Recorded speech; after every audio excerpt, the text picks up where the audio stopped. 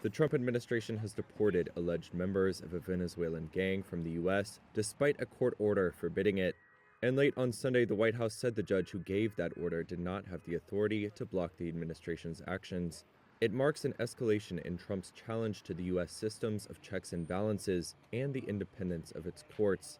On Friday, U.S. President Donald Trump invoked the 1798 Alien Enemies Act to rapidly deport more than 200 alleged members of Tren de Aragua, a Venezuelan gang that has been linked to kidnapping, extortion, and contract killings. A day later, federal judge James Boasberg blocked the application of the law for 14 days, saying the statute refers to, quote, hostile acts perpetrated by another country that are, quote, commensurate to war. Boasberg said that any flights carrying migrants processed under the law should return to the U.S.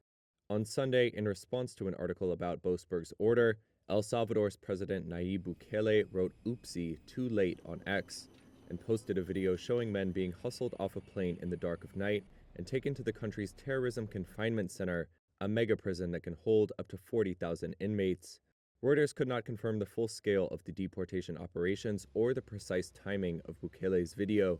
Later on Sunday, the Trump administration denied it was defying the judge's order, with White House Press Secretary Caroline Leavitt saying, quote, a single judge in a single city cannot direct the movements of an aircraft full of foreign alien terrorists who were physically expelled from U.S. soil.